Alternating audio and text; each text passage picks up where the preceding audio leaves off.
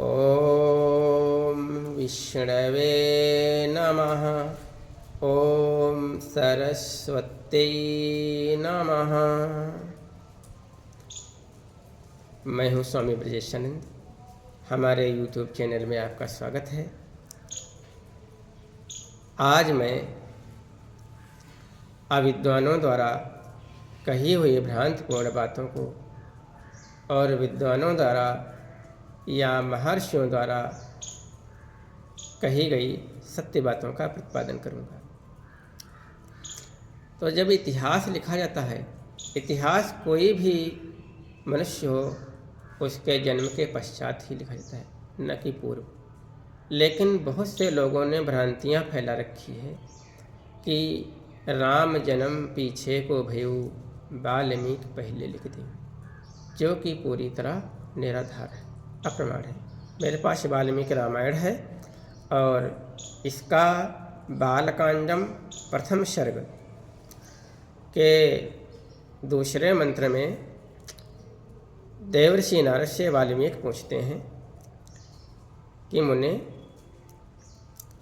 कोनोऽस्मिन् साम्प्रतं लोके गुणवान् कश्च वीर्यवान् धर्मज्ञश्च कृतज्ञश्च सत्यवाक्यो दृढ़व्रतः। मुने, इस समय इस संसार में गुणवान, वीर्यवान, धर्मज्ञ, उपकार मानने वाला, सत्यवक्ता और दृढ़ प्रतिज्ञ कौन है? चारित्रेण च को युक्तः सर्वभूतेषु को हितः विद्वान् कः समर्थश्च कश्चैक प्रियदर्शनः।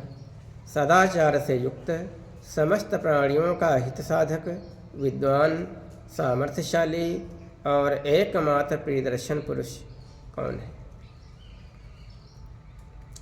वाल्मीकि जब महाकाव्य लिखना चाहते हैं तो देवर्षि नारद से पूछते हैं कि मैं किस महापुरुष का वर्णन करूं। तो देवर्षि नारद जब वर्णन करते हैं तो देवर्षि नारद बताते हैं कि महर्षि वाल्मीकि सुनो, इक्ष्वाकु वंश प्रभवो रामो नामा जनैः श्रुतः नियतात्मा महावीरयो द्युतिमान धृतिमान वशी। इक्ष्वाकु के वंश में उत्पन्न हुए एक ऐसे पुरुष हैं जो लोगों में राम नाम से विख्यात हैं। वह ही मन को वश में रखने वाले, महाबलवान, कांतिमान, धैर्यमान और जितेंद्री। इस श्लोक से सिद्ध होता है कि वर्तमान में राम थे। जब वाल्मीकि ने प्रश्न पूछा, आगे पूरा राम का चरित्र वर्णन करने के बाद देवर्षि नारद कहते हैं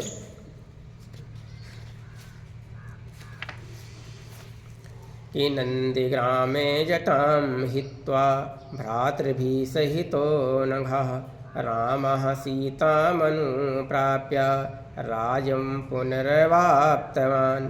निष्पाप रामचंद्र जी ने नंदीग्राम में अपनी जटा कटाकर भाइयों के साथ सीता को पाने के अनंतर पुनः अपना राज्य प्राप्त किया है। तो इस बात से सिद्ध हुआ कि राम के राज तिलक के बाद ही महर्षि वाल्मीकि ने नारद जी से पूरा वृत्तांत सुन करके इस महाकाव्य को लिखा है। फिर आती है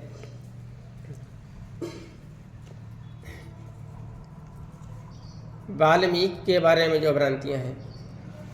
तो प्रमाण ग्रंथ का माना जाता है मूल, इधर उधर की बातें नहीं मानी जाती हैं। एक नाम से कई व्यक्ति होते हैं, लेकिन जो वाल्मीकि रामायण में वाल्मीकि जी ने अपना परिचय दिया है, उत्तरकांड में प्रचेतो अहम दशमः पुत्र, प्रचेतो अहम दशमः पुत्र, प्रचेताओं का मैं 10वां पुत्र हूँ। अर्थात वाल्मीकि अच्छे कुल में उत्पन्न हुए थे, पढ़े लिखे थे, विद्वान थे, तभी उन्होंने इस आर्ष काव्य को लिख पाया। अब दूसरी आता है आर्ष ग्रंथ है महाभारत। महाभारत के बारे में भी बहुत सी किंवदंती हैं। कि महर्षि वेद व्यास बोलते थे और गणेश जी लिखते थे। तो मैंने जो अध्ययन किया है तो यह है कि कृष्ण द्वैपायन जिनका नाम था महर्षि वेदक व्यास का, तो उन्होंने सबसे पहले जय संहिता नाम का एक ग्रंथ लिखा जिसमें 1 सहस्त्र श्लोक थे। फिर उन्होंने अपने 2 शिष्यों के दिया। 2 शिष्य उनके प्रधान थे, बहुत सारे शिष्य थे। तो एक शिष्य उनका था जिसका नाम था जैमिनी और एक शिष्य था वैशंपायन। तो उन लोगों ने अलग अलग विस्तार पूर्वक महाभारत नामक अर्थात जय संहिता नामक महाकाव्य लिखे। वर्तमान समय में जो महाभारत उपलब्ध होती है वह वैशंपायन की लिखी हुई। महर्षि जैमिनी का लिखा हुआ केवल एक ही पर्व प्राप्त होता है, वह है अश्वमेध पर्व। फिर हम आते हैं महर्षि तुलसीदास के बारे में। तो तुलसीदास को रामचरितमानस कैसे प्राप्त हुई? तुलसीदास के अनुसार हमें माननी चाहिए। क्या लोगों ने भ्रांतियाँ फैला रखी हैं?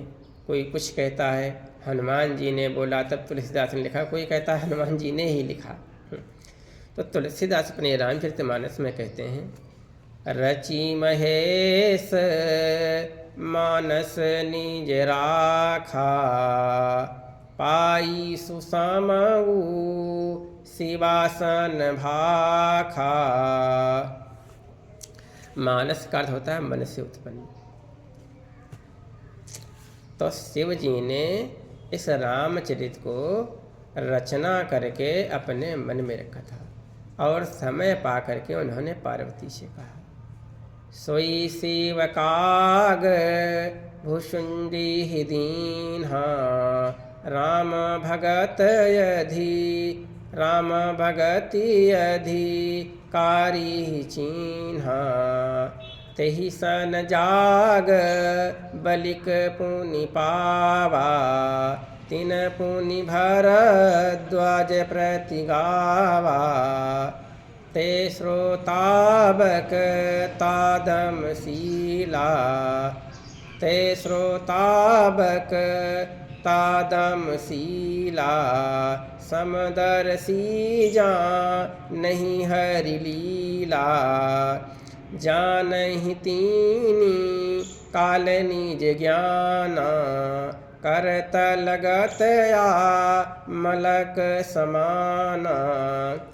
तुलसीदास कह रहे हैं इस प्रकार गुरु परंपरा से रामचरितमानस जब आई तो फिर हमारे गुरु जी ने सुना।